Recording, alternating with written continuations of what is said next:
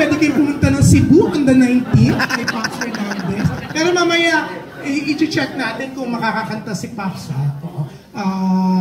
Later, parating po siya.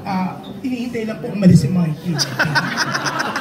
Hindi po sila pwede magsabay kasi sino pa naman bibili ng ticket, di ba? Kung libre sila makikita, di ba? Okay. Pero eto talagang si Martin, super love ni Tita Lolit. So, pinalakpakan po natin kanina si Tita Lolit. Palakpakan po ulit natin si Mr. Martin Rivera. Yeah. Alam niyo po, 7 AM nasa ASAP na siya. Pero talagang hindi siya tumanggi nang malaman niyang request nila, sneezy nila, Gorgie, ni Salve, na kumanta siya tonight. Yan. Thank you, Martin. Napakabait mo. Pwede po kayong pumunta sa Cebu on the 19th sa mga weekend, di ba? Pero hindi, isa lang talaga inanda ni Martin. Tinanggal niya po sa iPad niya ang mga ibang -1 kasi sabi niya para siguradong wala mag-move. Pero yan, thank you very much, Martin.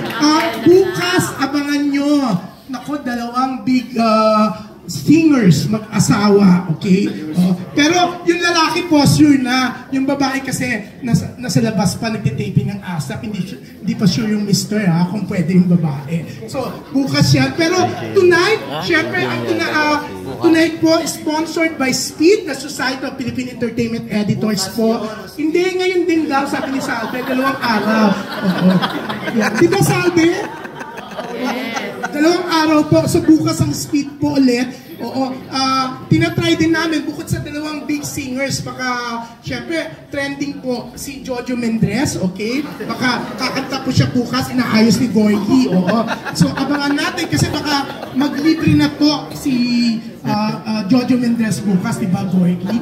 Pero, pero hindi, yun nga, aabangan po darating si Mark Eras and Rainier Castillo. Stacey, alika muna dito. Ito yung chance magpasala. Kasi po si Stacey, medyo busy po siya. Check sa bank account niya. Siyempre, 193 million, baka nawala. Diba? So, Stacey, siyempre, nakakatuwa, di ba? Talagang dinudumog, dinadak sa eto na si Bernard Cloma, successful po ang 3rd night. Ayun na, Bernard Cloma! Ay, kaya siya, lumabas po siya. Pero, ayan, Stacey, siyempre, hindi mo magagawang pasalamatan isa't isa. Ito na yung pagkakataon mo. May mga nag-abot ba?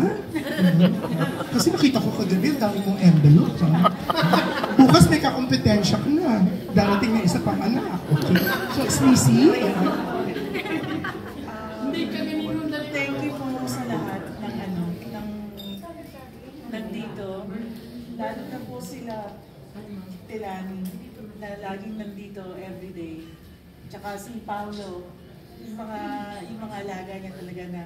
Tsaka salamat po kasi alam ko yung mga iba po na ngayon ko lang na-meet, pero alam ko laging like kasama ni Mami na naging malaking part ng buhay niya, like si Miss Rhea Tan, si Miss Ted and Miss Faye na lagi niyang kalunch.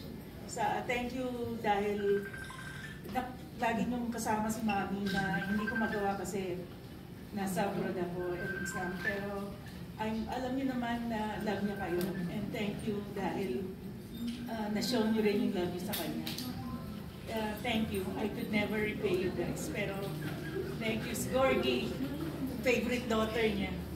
June, Salve. Yan yung mga daughters niya na pinalit niya sa akin.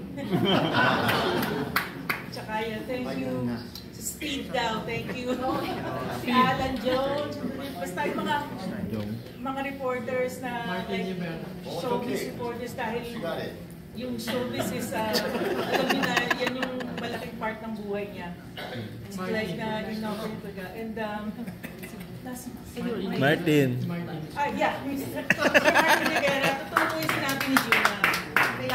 Yung mga sinayang na niya na CDs na binigay sa kanya, pinadala niya sa akin. Yeah, thank you for being here. Thank you. And thank you po. Like I said, sabi na nga ni June, hindi ko po kayo mapapasalamatan isa-isa, pero thank you po talaga. Yeah, medyo emotional po si ganyan, lagi siya masaya. Pero lagi siya lasing. Siyempre, gusto rin natin pasalamatan Joy Alonso, thank you. Yan, siyempre talaga inayos ni Joy ang schedule ni Martin. Si Ma'am Rhea Tan, yan. Kung napapansin niyo po yung mga binayat ni Sneezy Mayayaman po, kabilin-bili na po ni Tita Lolit din kasi huwag niya kalimutan pasalamatan, lalo si Miss Rhea Tan, di ba? Sneezy, no? May gaspilado mo na yung diamond ring mo. Pero yan, nakakatuwa. Gordy, alika dito, and Salve. Yan. Huwag ka na umarte sa, hindi ka pa tapos mag-deadline. Alika, Gordy. June, pasalamatan na natin si Mr. Orly Francisco and his wife, Barbie. Mr. Orly Francisco and Mrs. Barbie Francisco. Mrs. Barbie Francisco. They own the... Sila may aning nito. O sige. Oo, nakakatuwa ang kwento ni, ni Congresswoman Lani. Pagtawag pala ni ni Senator Bong Revilla sa kanila, sabi talaga, mag-ano na lang kayo, pagdasal natin, ano na lang natin, libre na yan. Oo, di ba? Talagang ang bongga. Kaya 2 rooms ang bongga, di ba? So, yan, thank you. Pero in turn, Meron ka dito habang buhay mo. ito na, sir, ang ganda ng misis mo. Siyempre, yaman neto, for sure. Pero ito, kakilala ko hindi, ito, walang joke to kakilala talaga siya ni Tita Lolit. Kasi, nag-negotiate na sila, dapat si LT po ang endorser. Hindi po dapat si Kim Atienza yung nandiyan sa billboard.